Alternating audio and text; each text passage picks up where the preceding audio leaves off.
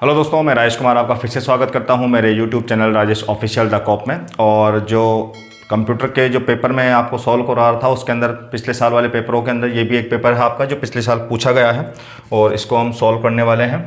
तो क्या क्या क्वेश्चन पूछे गए थे सब बता रहे थे भाई, कंप्यूटर का पेपर बहुत हार्ड आता है। तो ऐसा हार्ड कुछ भी नहीं है इसके अंदर, आप देखोगे तो आपके जो भी आपने डेली यूज़ किया है उन्हीं चीज़ों के बारे में इसके अंदर आपको पूछा गया है। और कुछ क्वेश्चन ऐसे भी होंगे जो मैं आपको पिछले पेपर में करवा चुका, वो वापस रिपीट हुए हैं।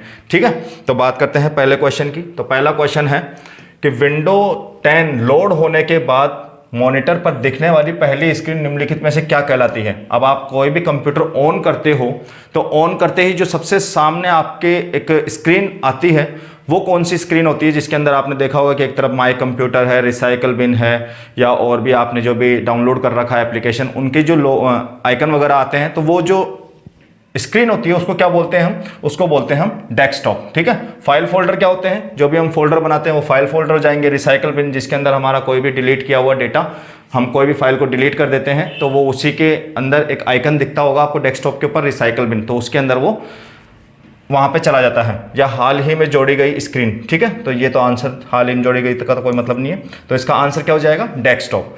नेक्स्ट है क्वेश्चन, विभिन्न रंगों वाले निरंतर रेखा उत्पन्न करने वाला एक आउटपुट डिवाइस कौन सा है। तो इसके अंदर आ जाएगा आपका प्लॉटर।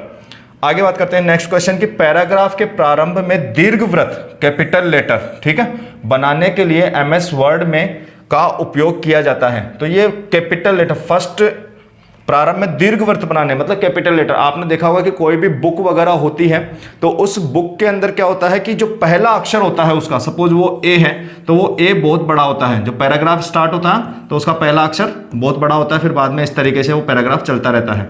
ठीक है, तो ये जो पहला वर्ड बड़ा करने वाली जो इसके अंदर तकनीक है उसको क्या बोलते हैं, दीर्घवृत्त बनाने के लिए क्या दबाते हैं इसके अंदर, कुंजी, वो कुंजी हो जाती है इंसर्ट ड्रॉप कैप बोलते हैं इसको। जब आप वर्ड खोलोगे तो उसके अंदर ड्रॉप कैप का ऑप्शन आता है, शायद वर्ड आर्ट के साइड में रहता है, तो वहां पे ड्रॉप कैप को दबाओगे तो इसका हम जो पहला अक्षर होता है आपके उस पैराग्राफ का वो क्या हो जाता है, बड़ा हो जाता है। ठीक है, नेक्स्ट बात करते हैं अगले क्वेश्चन की। अगला क्वेश्चन है इसके अंदर,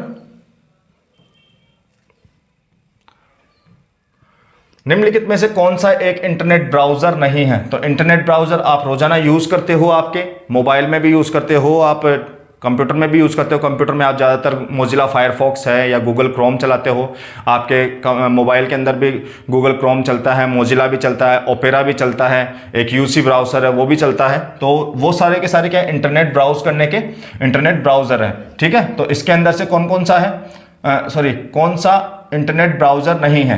ठीक है, तो माइक्रोसॉफ्ट एज माइक्रोसॉफ्ट का इंटरनेट ब्राउजर है, ये भी है। मोजिला फायरफॉक्स ये भी एक इंटरनेट ब्राउजर है। इंटरनेट एक्सप्लोरर भी एक इंटरनेट ब्राउजर है। टिंडर क्या है, एक इंटरनेट ब्राउजर नहीं है, ये एक सोशल नेटवर्क सोशल साइट है। ठीक है, उसके बाद में बात करते हैं प्रिंटर का रेजुलेशन का मापन किसमें किया जाता है। तो प्रिंटर का रेजुलेशन का मापन किसमें होता है, डॉट पर इंच। ठीक है, प्रति इंच डॉट या डॉट पर इंच। ठीक है, डॉट पर इंच के अंदर उसका रेजोल्यूशन का हम मापन करते हैं।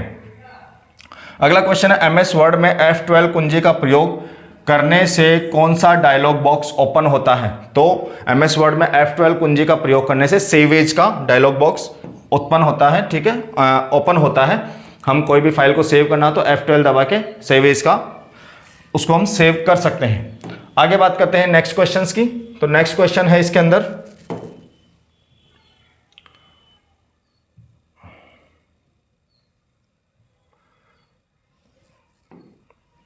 Next question, internet browser window को फुल स्क्रीन करने के लिए कौन सी कुंजी उपयोग में की जाती है। ठीक है, कि जो भी हम विंडो ब्राउज कर रहे हैं आपके उसके अंदर ब्राउजर के अंदर और उसके अंदर आपको उसको फुल स्क्रीन पर देखना है तो उसके लिए हम कौन सी की दबाते हैं, वो आ जाती है आपकी F11। नेक्स्ट क्वेश्चन, निम्नलिखित में से कौन एक हार्ड कॉपी आउटपुट डिवाइस है। हार्ड कॉपी क्या होती है कि हमने जो भी काम कर रहे हैं हम कंप्यूटर के अंदर वो हमारे सामने हमारे हाथ में आ जाए। ठीक है, वो किसके द्वारा आएगा, वो प्रिंटर के द्वारा आएगा, या फिर हम देख सके उसको तो वो मॉनिटर के द्वारा है। तो हार्ड कॉपी किसके लिए किससे आएगी, हार्ड कॉपी आएगी हमारे पास प्रिंटर के द्वारा। तो लेजर प्रिंटर एक हार्ड कॉपी के लिए आउटपुट डिवाइस है, ठीक है। मॉनिटर से हमसे सॉफ्ट कॉपी दिखेगी, मॉनिटर को ही विजुअल डिस्प्ले टर्मिनल भी बोलते हैं। प्रोजेक्टर क्या होता है, आपने देखा होगा कि पिक्चर वगैरह देखने के लिए स्कूल के अंदर प्रोजेक्ट पे दिखाते हैं किसी भी छोटी स्क्रीन को बड़ा करके, ठीक है, तो उसके लिए हम प्रोजेक्टर यूज करते हैं। तो लेजर प्रिंटर क्या है, एक हार्ड कॉपी आउटपुट डिवाइस है।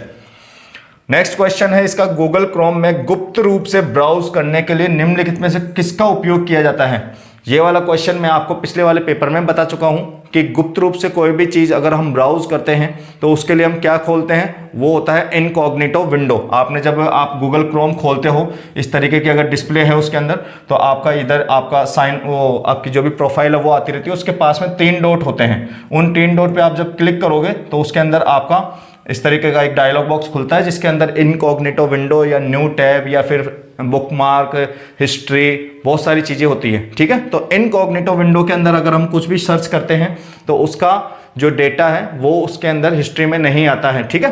तो हम गुप्त रूप से सर्च करने के लिए किसका यूज करते हैं, न्यू इनकॉग्निटो विंडो का।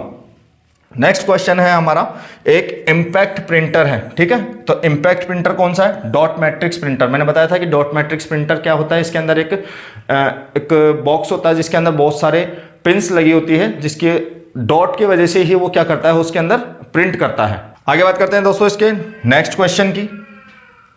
तो नेक्स्ट क्वेश्चन है इसमें, क्रोम इंटरनेट ब्राउजर का उपयोग करते समय त्वरित पहुंच के लिए वेब पेज के पते को सहेजने के लिए कौन सी विधि है, ठीक है। सहेजने का मतलब मैंने आपको बताया था कि हम कोई भी काम कर रहे हैं कंप्यूटर के ऊपर तो या किसी वेबसाइट के ऊपर, उस वेबसाइट को हमको बार बार सर्च करना पड़ता है, तो हम उसके लिए क्या करते हैं, उस वेबसाइट का बुकमार्क बना लेते हैं, ठीक है। बुकमार्क में सेव कर देते हैं उसको, तो सहेजने के लिए कौन सी हो गई, बुकमार्क। आगे बात करते हैं दोस्तों नेक्स्ट क्वेश्चन की। तो नेक्स्ट क्वेश्चन है हमारे पास, पिक्सल की वह संख्या जिसे डिस्प्ले स्क्रीन समायोजित कर सकती है उसे निम्नलिखित में से क्या कहते हैं। तो उसको बोलते हैं रेजोल्यूशन, ठीक है। एस्पेक्ट रेशियो क्या होता है, एस्पेक्ट रेशियो आपने जब आप वीडियो बनाते हो तो उसके अंदर देखा होगा आपने कि अगर हम फोन को अगर हम आड़ा करके अगर हम वीडियो बनाते हैं तो 16:9 में बनता है। इसी तरीके से अगर हम खड़े जैसे आपके रील्स देखते हो तो उसमें बनाते हैं तो वो 9:16 होता है। तो ये क्या होते हैं, एस्पेक्ट रेशियो होते हैं।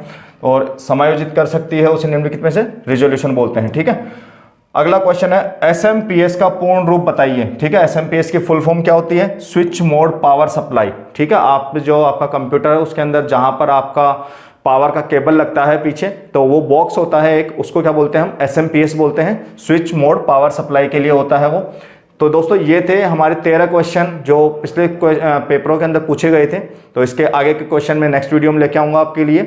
और आपने देखा होगा कि इस पेपर के अंदर 3 क्वेश्चन तो आपके पिछले वाले पेपर में ही रिपीट हो चुके हैं, मतलब इस पेपर के 2022 में रिपीट हुए थे, ये 2022 से पहले वाला पेपर है।